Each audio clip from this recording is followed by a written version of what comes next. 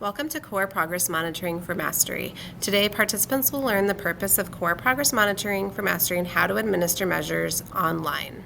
The screener and diagnostic process is outlined here. This is the same process that Chandler has been using for the past few years. Let's take a look deeper. On this timeline, you'll notice that we begin the school year with DIBELS beginning of year. This is administered by the screener and diagnostic team. Data is reviewed, and students that are identified as at risk, which are yellows and reds in DIBELS, are then administered the core diagnostic. This data helps identify skills to then target interventions. The teacher then provides skill-based small group interventions on the needed skill, followed by core progress monitoring. Progress monitoring occurs every 2 to 3 weeks in core, and it's focused on phonics skills. This allows the teacher to be able to assess how the student is moving towards mastery in the isolated skill. This continues as a cycle throughout the first semester. And again, some skills may take a longer amount of time while others are shorter, which is why we do not have a core phonics progress monitoring calendar, because we really are driving these decisions based on the student and where they're at in the learning process. In addition, we have DIBELS progress monitoring data occur throughout the year. These testing windows help us identify where students are at when they take those skills and then apply it to a specific measure, such as if the student is learning short vowels, and then we are able to assess them in DIBELS nonsense word fluency. We can see how they're applying those skills in that testing measure, looking at their growth over time.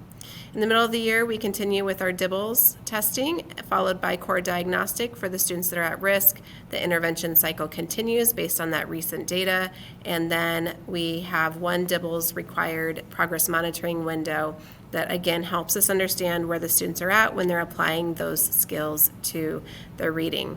DIBELS then occurs at the end of the year by the screener diagnostic team, followed by core diagnostic.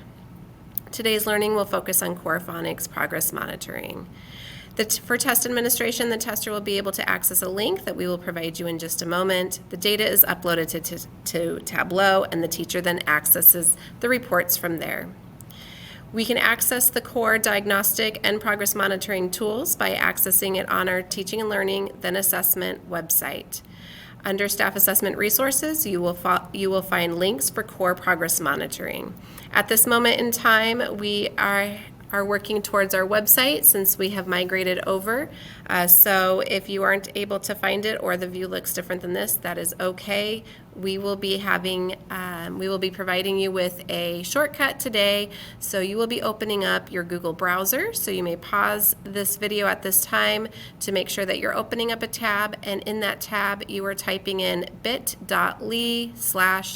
progress monitoring. Go ahead and take a moment to be able to pull up this website. You may pause this video at this time. All right, your screen should look like the one that's featured on the screen. We enter basic test information. So the tester will put in their first and last name, and most importantly, the teacher needs to enter the student ID. This is 6 digits. It does not include the S. This number is often found if you go into Infinite Campus and print your class roster. You will find the student IDs there. For today's purpose, we are going to go ahead and just type demo in each of these fields. This allows us to practice.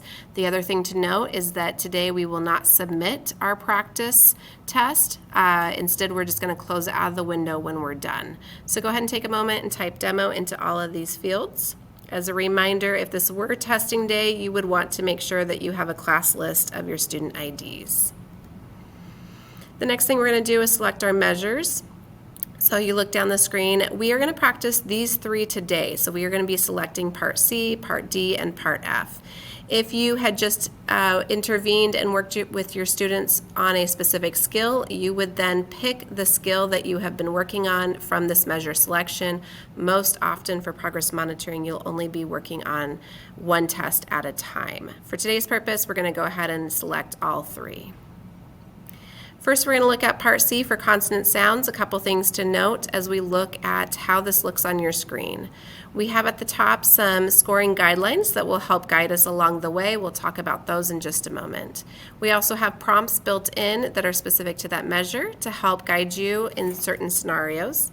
We have bold directions that the tester will be reading to the student, and as the student responds, the tester will be following along and marking the screen. At the bottom of your screen, you see navigation arrows that will help you move forward and backward throughout the test. Something to note is that parts A through D only have one form for each of those tests, while parts E through L do have 4 forms to pick from. Let's take a look at part C, consonant sounds. The tester then says, can you tell me the sounds of these letters? Start here and go across the page. You may begin. The student does have a form in front of them. There are printed student forms available to you. The link is on our website, and your deans do have access to help support you with these materials. When the student begins, the tester then starts scoring. The first scoring rule is a correct response. We do nothing to the screen. So the system defaults to correct. So if we don't touch it, we don't mark it, that means that the student did get that sound correct. If the student does provide an incorrect response, then we're going to just tap the screen one time, just like dibbles, and that then turns it red. This shows that that response is incorrect and the student does not receive a point for that sound. If the student self-corrects, so as the student reads across, maybe instead of the sound for C, they accidentally say ah, they give you a different sound, and in that situation then they go, oh, I mean C, sorry, bad example, they say k. If they self-correct, then you tap your screen twice. Go ahead and try that on your screen. So if you tap one time, it's incorrect, and if you tap twice, it is a self-correct and turns it green. If a student ends up saying 3 sounds incorrectly in a row, we can give an additional prompt on that one. We would say, look at all the letters and tell me which sounds you do know. If they don't attempt anything, we do want to make sure that we also score that as incorrect. So if you just gave the prompt to the student and then the student looks down and they know the sound for t, and then they also say, and that's all I know, they are unable to give you the rest of the sounds, then we would mark those red as incorrect. Please note that there is a 3-second hesitation rule that comes into play. If they do hesitate for 3 seconds, then we do mark it as incorrect. We tap once to mark it red.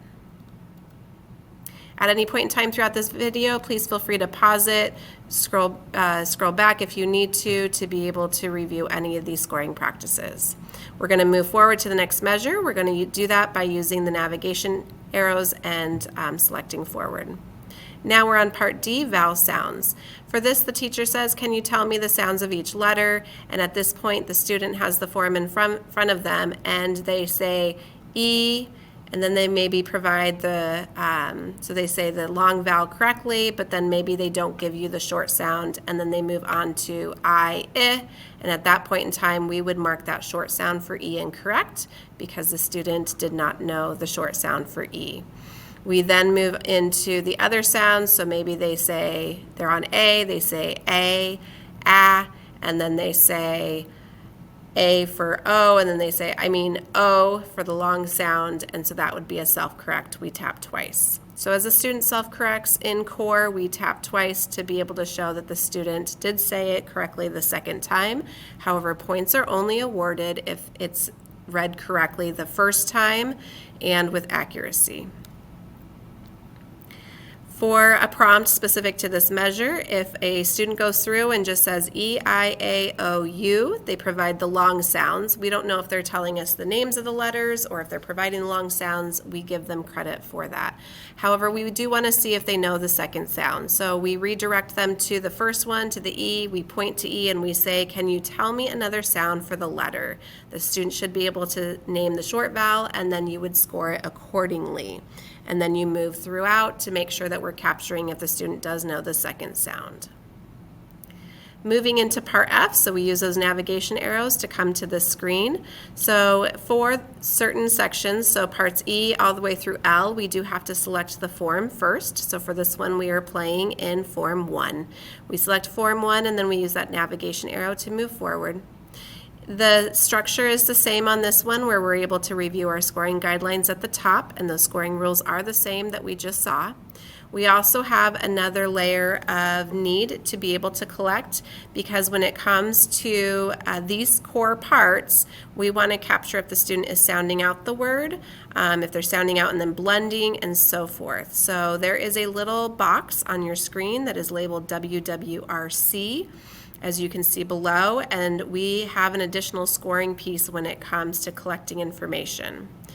The tester will follow along with the student and tap the items based on their scoring guidelines. We will tap on the word depending on if they make any mistakes in the word, and then we are going to be clicking on the WWRC box to show overall accuracy and automaticity. Let's take a deeper look at what this might look like. First, the tester is going to be reading the bold directions. You'll notice they're slightly changed. I want you to read each line of real words aloud. Start here and read across the page. If you come to a word you don't know, I will tell it to you. Be sure to read each word as a whole word. Put your finger under the first word. You may begin. So again, we are trying to capture the student's reading as a whole word. When the student begins, perhaps on this one, instead of the word step, they make a mistake and they say slep. In that situation, we then will be able to mark directly on the screen.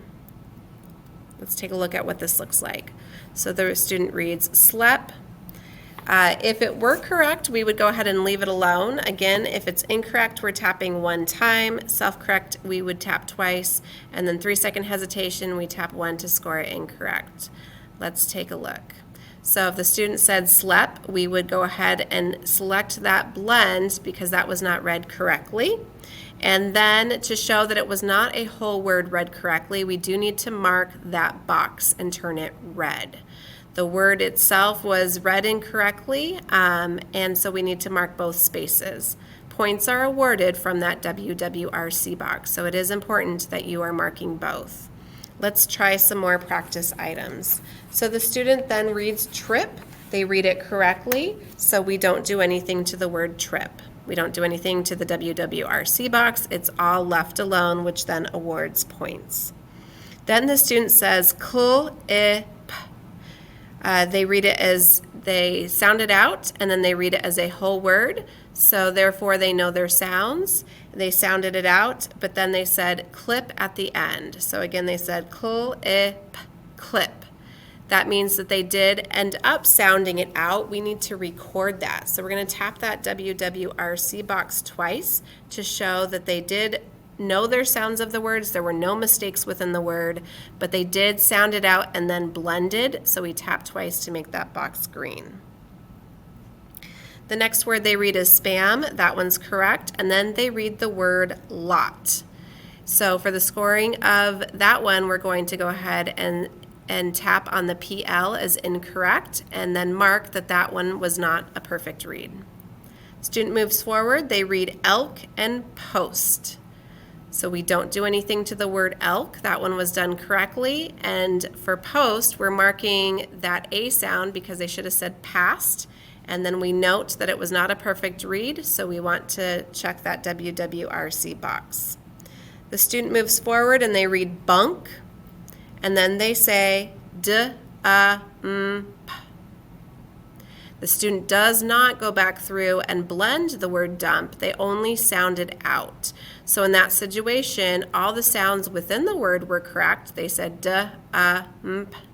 So they said it correctly. However, they did not go back through and kind of self-correct themselves by blending into a whole word.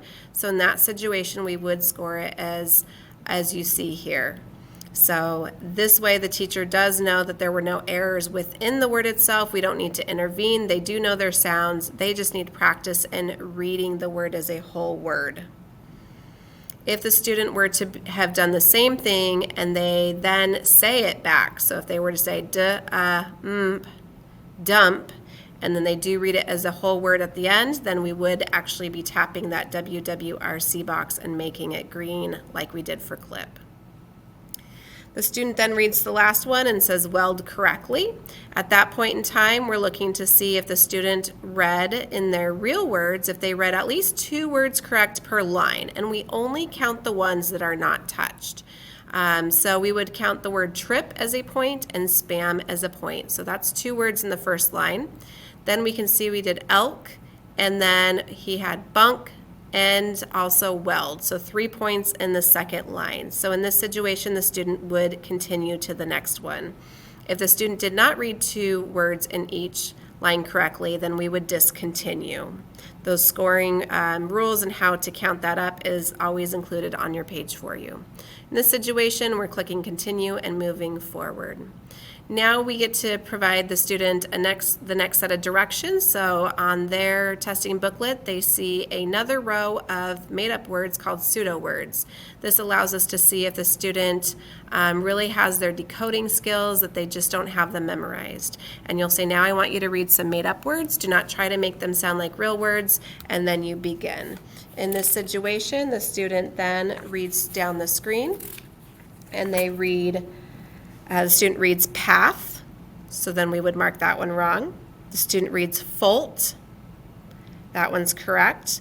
And then the student reads tram, trom, vunt, and then dr, I, g. Think about how you would score that one. So vunt was correct, we don't do anything. And the last one, they sounded it out, but they did not blend it, so we are going to just tap 1 time. So they sounded it out, the sounds were correct, but they did not go through and kind of self-correct themselves, and so then we do have to mark that one red. As a reminder, scoring practices need to be practiced. A tip is that if the student makes an error in the word, we mark it on the word, and then we also have to mark that WWRC box. If the student did not read it perfectly, then something must be done to that box. This box provides the points that are given in Tableau. At this moment in time, you're going to go ahead and close your tab. We are not submitting if you're under a demo practice account, but let me show you what this looks like if this were a student. If I was done scoring, I would go ahead and click on Yes, Submit and use that navigation arrow. The next screen that you'll see if this is a real student's test is that you can then test another student, or you can download the PDF. Again, all results go into Tableau. So you wouldn't need to download the PDF, but it is there in case you cannot wait the 24 hours. If you ever see a preview button pop up, if you're using that link to test another student, make sure that you close out that tab and then just reopen that website again. That means you may not be in an active test. Reminders, CORE is not a time test, but there is a 3-second hesitation. You can always zoom in on your device if you need more room to tap. Always make sure the student form is the same that you have in front of you. We have all those forms also available on our website. It also talks about slight changes to Part I that we broke up different skills. The tester can go back and forth through progress monitoring as needed, so there's a back button and a forward button, and then only submitted tests are recorded in Tableau. If there's any issues, just submit an assessment help ticket or reach out to your dean for help. The reports will be able to provide to you a matrix of how your students did on the core diagnostic, and it's layered by progress monitoring data. I can see that by the blue circle. When I click on that student score, I can get an individual student report, and if I select one specific score individually, I can then see the errors that the student had and be able to drive my next steps for intervention with this data. Next steps is just practice, practice, practice. Just remember, don't submit, and use demo in all of those fields. Reach out if you have any questions. You may pause this video at this time to look over this question if you have questions about why we are not providing credit for words that are sounded out. We reached out to our core learning consultant and ADE specialist, and they both confirmed that we are looking for mastery when it comes to core, and that it's not mastered until we have accuracy and automaticity. Thank you for watching this video. If you have any questions along the way, please feel free to reach out at any time. We are here to support you and get more with core.